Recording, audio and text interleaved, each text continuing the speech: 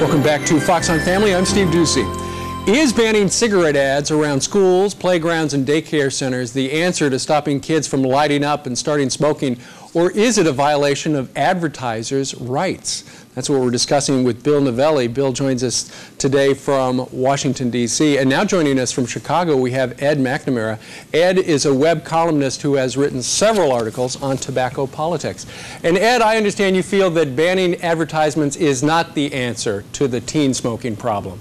Not yet. We still have a long way to go and a lot of other solutions, I think, to work on before we take this drastic measure of impinging on free speech. Well, what do you, is it really impinging on free speech? I mean, after all, it seems like everybody these days, including tobacco manufacturers, say that, you know, we don't want to target our product at kids. So, you know, what's the problem with banning them near schools? Well, just to address what you last said about banning them near schools, I find it's kind of arbitrary to say to ban them near the schools. Children are everywhere.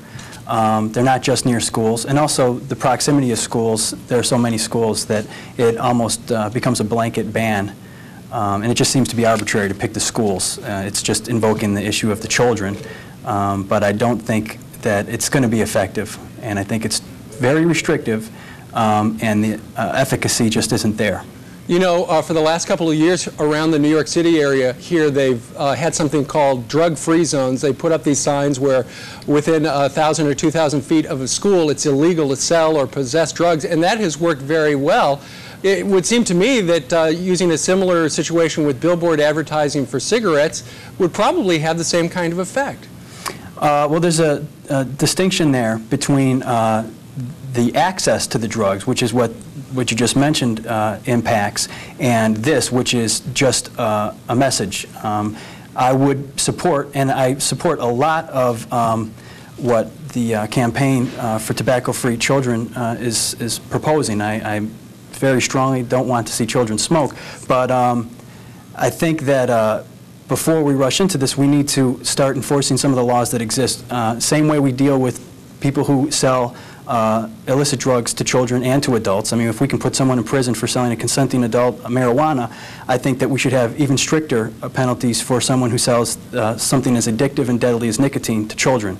I think we really need to deal with that weak link, which is access at the retail level and also in the home. I know that just anecdotally, in my own experience, when I started smoking at 13 and didn't quit for another 13 years after that, we got our cigarettes from our friends' parents going through their cartons, and I think that that's a loophole that needs to be closed before we start talking about banning ads. I think the ad ban is it's a good political alliteration, billboard bans, and it's easy to enforce. You see a billboard there, you know that someone's violating the law, but ease of enforcement doesn't equal effective policy. And I think that in this case, there are many more effective things that would be less restrictive to society in general that would work. All right, I'll give you 20 seconds. What are some of those things that would be more successful?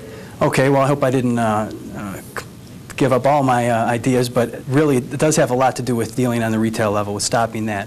And it also has to do with, I remember when I was younger, there used to be an ad-on that showed a son sitting next to his father. This was back in the 70s, and the father was reading the newspaper, and the son would read the newspaper, and everything the father did, the son would emulate. Right. I'm familiar with that, Ed. And I haven't seen that ad in a long time. Listen, we're going to take a break. We'll be right back.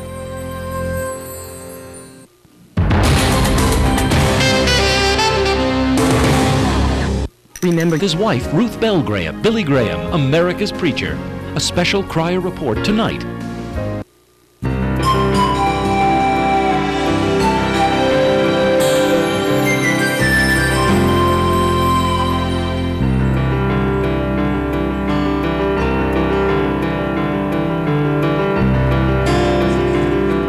Welcome back to Fox on Family. I'm Steve Ducey. We're talking about ways to curb teenage smoking. Still with us from Washington, D.C., Bill Novelli of Campaign for Tobacco-Free Kids, and from Chicago, web columnist Ed McNamara. And Bill, let me ask you this. Just before the break, Ed made some real good points. He said one of the most important things, however, is that perhaps we should work on restricting access toward cigarettes and not advertising over cigarettes. What do you think about that? I think he's absolutely right about access. We need to restrict the ability of kids to get cigarettes at retail. but we have to do the whole thing. We just can't pick one or another. He really, I thought, made 2 points. One was the idea that this was a violation of free speech, and the second one was that advertising bans may not work. You know, the advertising agencies and the billboard companies and all these others who are fighting against this can really just do this on a voluntary basis. I mean, they can take responsibility, and then it isn't really even an issue that the courts would have to hear. So if there were some social responsibility, some corporate responsibility taken by these people, then that issue would go away. Yeah, but Bill, do you really think that's realistic? Do you think the guys down in Philip Morris are going to say, let's just do this? No, not Philip Morris. Obviously, well, Philip Morris might, given current situations with public opinion and all. But I'm talking about the image makers, the outdoor advertising companies, the point-of-purchase companies, and so forth. But the second point that it isn't effective, we really need to have a comprehensive program. And just to say removing a billboard near a school is going to stop kids from smoking is nobody's position. The position is that we have to get rid of all the materials, all the advertising that affect kids, plus reduce their ability to buy cigarettes, plus have the kinds of commercials that he was talking about that he saw when he was a kid. Well, Ed, what do you think? He's talking about getting rid of all sorts of printed material regarding advertising about cigarettes. Is that an infringement of free speech? Well, he said that he would, or Bill said that he would like to see this almost as a package deal, just to knock it all out in one shot.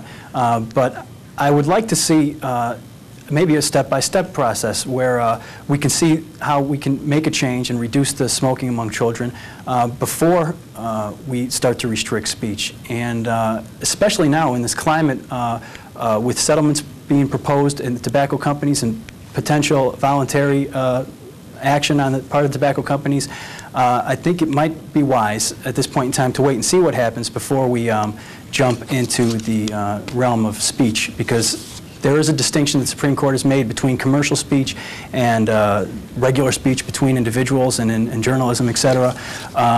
But it's still a very fine line between speech. Every time we open our mouths, we're selling an idea, what we want to have for dinner tonight, or whether we're trying to have a debate like this. Speech is an extremely important issue, and so is children smoking. And there are a lot of other issues that are important, domestic violence and drunk driving.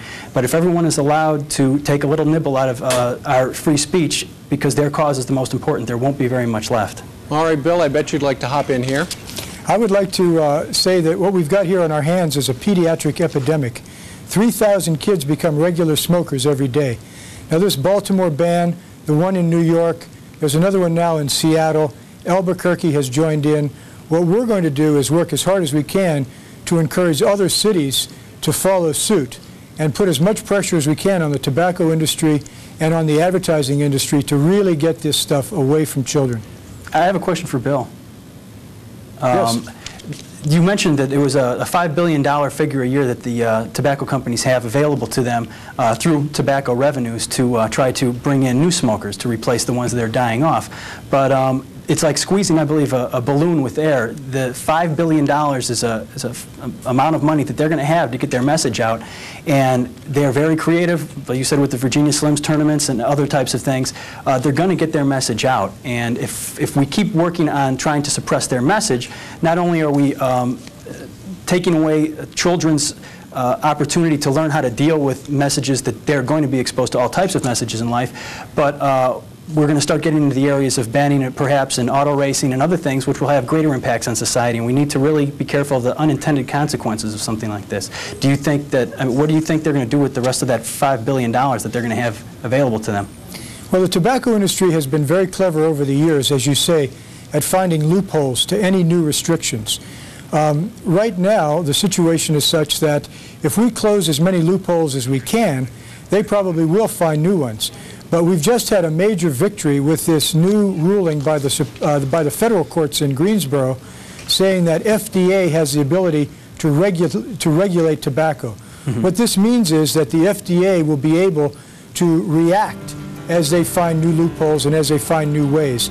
So we're very positive about the situation right now. And obviously, gentlemen, this is something we're going to be keeping an eye on. I'd like to thank our guest, Ed McNamara. Thanks very much for joining us today from Chicago. You're welcome. And Bill Novelli, thanks for joining us from down in D.C. Thank you. This has been Fox on Family. I'm Steve Ducey. Stay tuned. The news is next, right here on the Fox News Channel.